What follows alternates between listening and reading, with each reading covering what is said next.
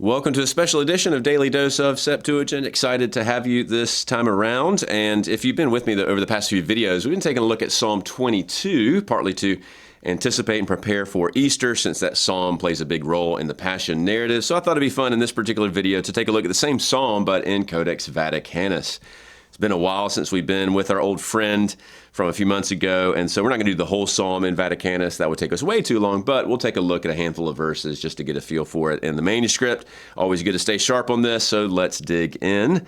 If you recall, Vaticanus is structured in the Psalms as well as other poetic books in a two-column format. As you can see, that contrasts with the typical three-column layout that you'll see in other books, chiefly narrative books.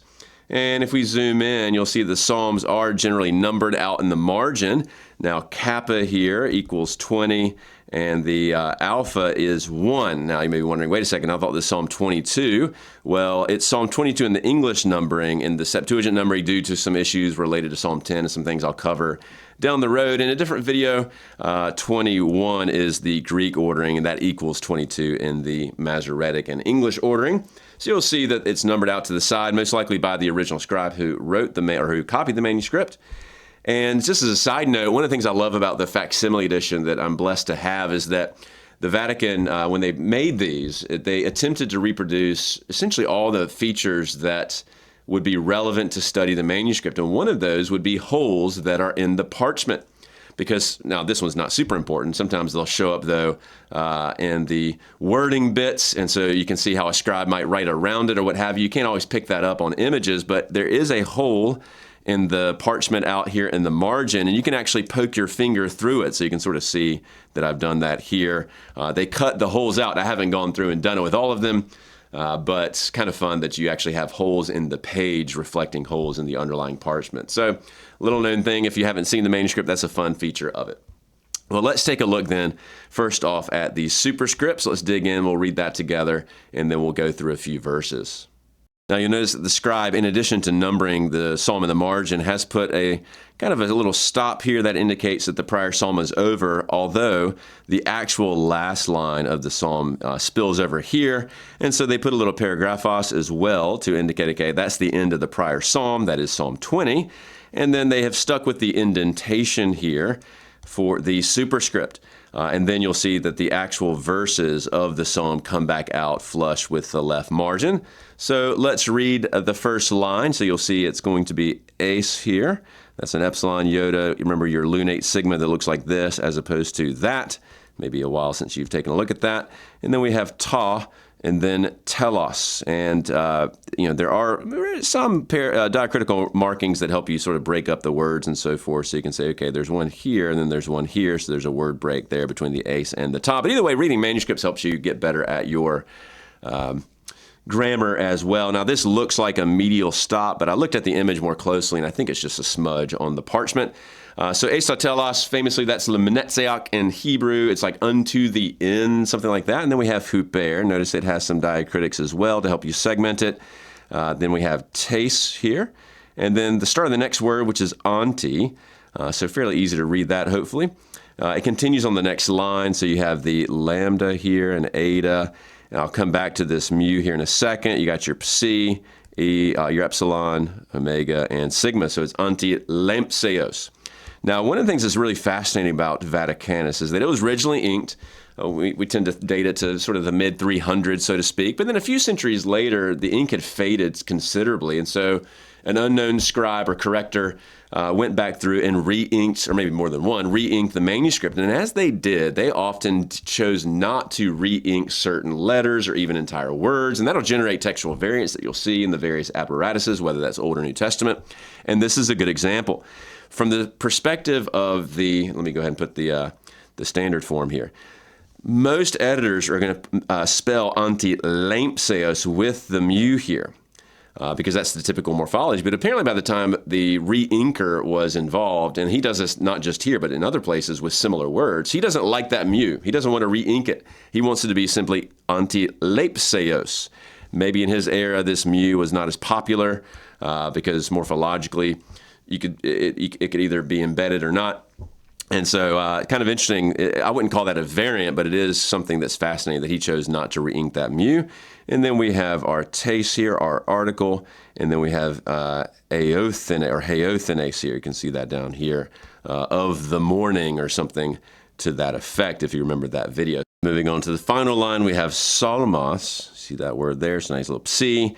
Notice they do have an accent on the omicron there. To Dawade. Now notice that the morphology here does include the epsilon. If you look it up in like a Rolf's Honhart, you're going to just see it as Dawid without that epsilon. And this is a common thing that you'll see in manuscripts where they will often spell out those sorts of syllables with the EI as opposed to the I. Now sometimes that can be a textual variant. It's through ioticism or iticism. In this particular case, it's just a difference in morphology or spelling. So that's our superscript. Now let's take a look at verse number 1 here. And so let's do it without our help here. So you start with the ha. Notice you do have a little breathing mark there. And then we have theos. Now remember, this is going to be a nomen sacrum. The actual word is going to be this, theos. They contract it. This is a Christian scribe producing it. And you have the overbar. So that's the word for theos. And then we have, once again, ha theos. So God, or the God, the God. As a side note, I was kind of confused about this little marking. I did look at that one as well. That's also just a smudge. That's not some sort of scribal thing there. So we have God, God, if you will. And then we have our mu. So God, my God. And then we have our proskes. Remember, this line was not in the Masoretic. This is obelized in a lot of the sort of Greek tradition of this psalm. It was added somehow, but remember, that's the pay attention, and then it's moi, pay attention to me, hinati. And we saw this actually when we looked at Psalm 22, verse 1, that typically in Rolf's, you're going to put a space in between the hina plus the t.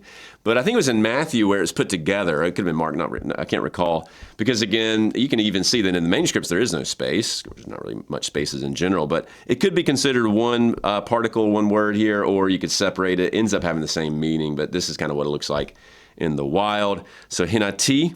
And then we have en katalipes me. So that's your epsilon, gamma, kappa, alpha, telipes, or tau, epsilon, lambda, iota, p, epsilon, sigma. So a little bit of help here. It's put up on the screen. So you have the hatheos. There's your nomen sacra, or nomina sacra, proskes, moi, hina, t, en katalipes me. So far, so good on that particular line. And then we have macron, far away. And then notice again, when you have your acute here, plus another sort of diacritical, it sort of looks like a smooth breathing mark. That's going to help you segment the words, which can be difficult to do without the spaces. You have another accent here, so that helps you segment the words. So apa, then tes, and you can segment it there. Soterias. So once you figure out where the word divisions are, it's often a little bit more straightforward to read it. Actually, sorry, I put that one in the wrong spot. Soterias, so far from my salvation, or there's the my there. And then we have hoi here hanging out the end of the line. Because we're not done with the sense unit, the scribe indents the next line because he's not done with the clause, if you will. So we have lagoi, then tone, and then lastly, parapatoma tone. And then we'll zoom in on this. This is quite fascinating right here. So put it up on the screen, the lagoi tone, parapatoma tone, and it's supposed to be mu. So what is that deal at the end? Well, this is a cute little ligature. I'm not sure, Vaticanus doesn't do this that often, but it does happen where a ligature is where you take multiple letters and sort of put them all together. And so this is essentially the mu. There's sort of an embedded upsilon somewhere in here, and then the omicron. So it's kind of a decorative way. You'll see this mostly in minuscule manuscripts, but you do see it sometimes pop up in manuscripts like Vaticanus. And so maybe he just didn't want to write it all the way out. He didn't want to maybe come along and have to finish it on the next line again. So he's trying to cram that in there. And so it comes up with this cute ligature there. So that's kind of fun. Let's go on to the next verse then. So we're picking back up on the left-hand side. So we have hotheos once again. Note your nomen sacrum, and then we have the mu. So that's a repetition from the first verse, so my God. And then we have kekrazomai. And if you recall, that morphology is a bit weird. It reduplicates, but it's a future middle here with the square stop. So I will cry out. And then we have hemeros. Once again, notice your breathing mark there plus an accent, but they're not always consistent with where they put it. So the scribe sort of slipped and almost put this acute over the rho. It's not where it's supposed to be. And then we have pros, and then se here, so that's you. So I will cry out daily, something like that, to you.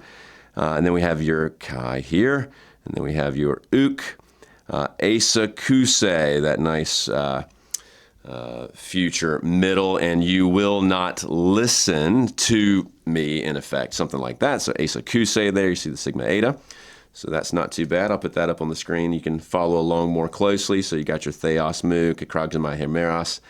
Now, I'll point out that this prose is not something that we had in the video on this particular verse. Why? Because it's actually not in Rolf's Hanhart, which is the typical text base I'm using. And so this would be a variant in Vaticanus that he's added, or the scribe has added it or something like that. So I cry out to you daily, whereas the typical Rolf's Old Greek edition does not have that, and you don't listen.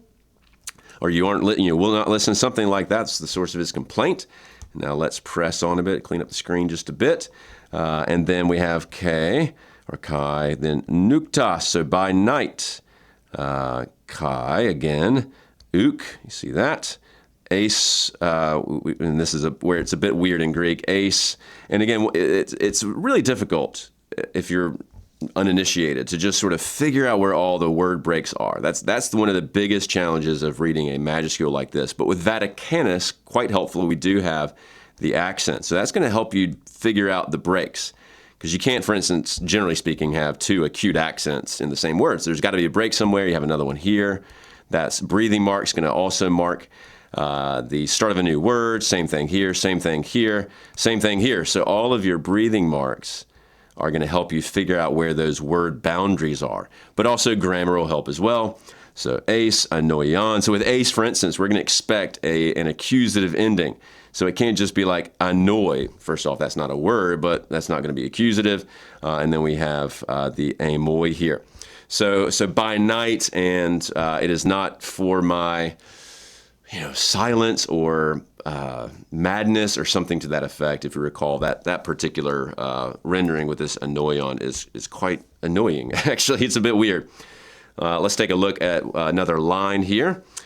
So even though the psalmist is, in a sense, complaining, he also still praises God. So su, and again, that might, if you're not used to this, that might just look so weird. But remember, it's a lunate sigma, and then the uppercase upsilon looks like a Y. So sit or su, de, in, and then hagios, if you recall, the Masoretic has that as a singular. Here it's plural. So in the holy places or in the holy place, sometimes it can function as a singular, even though it's plural.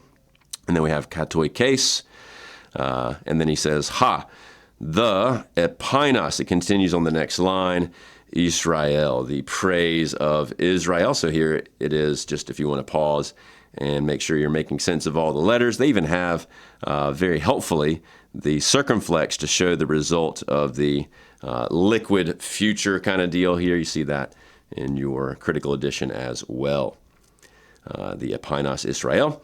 And then epi, so once again, you have your markings. Soi, elpison, so that's the third plural of aorist of hoped. Hoi, pateres. Now this is kind of interesting because often in Vaticanus, but certainly not always, pateres can be treated as a nomen sacrum, and often they'll do it with the P, typically with a rho and maybe with the sigma, something like that. You'll see that in a lot of Christian manuscripts. It's one of those words that's on that boundary line where the set of nomen sacra, or nomina sacra, which is typically started with God, Lord, Son, and or Jesus or Savior. There's a kind of a mixed bag of a few of the core ones, sort of a core group of them. It starts to expand outwards to include David and Spirit and so forth.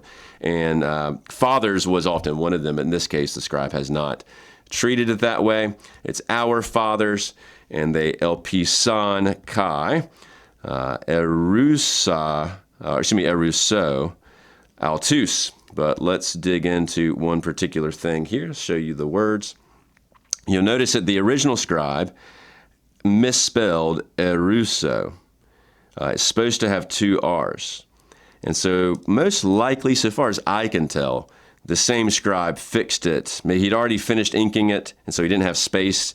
So he goes and puts it above the line as a correction.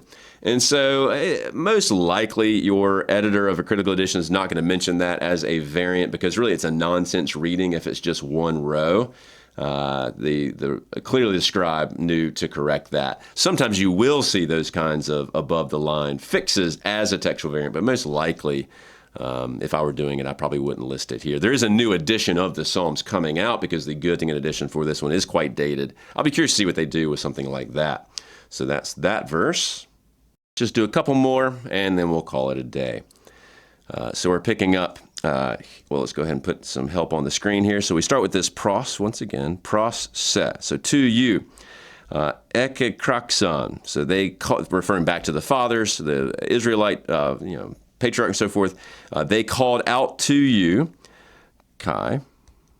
You can still see these diacritical markings helping you draw these word divisions.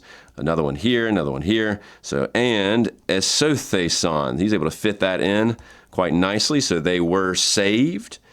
Epi, once again, another preposition. Soi. This is kind of nice. You have the pros plus se here. Now you have epi plus the dative. Switching from accusative dative. Dative elpison, we've seen that multiple times already. Saw it up here as well. The third plural aorist. They hoped upon you. Kai or ke. Uk. Or u here. Then it's kateskun thesa. But we're going to need to pay attention to that. Let me put it up on the screen.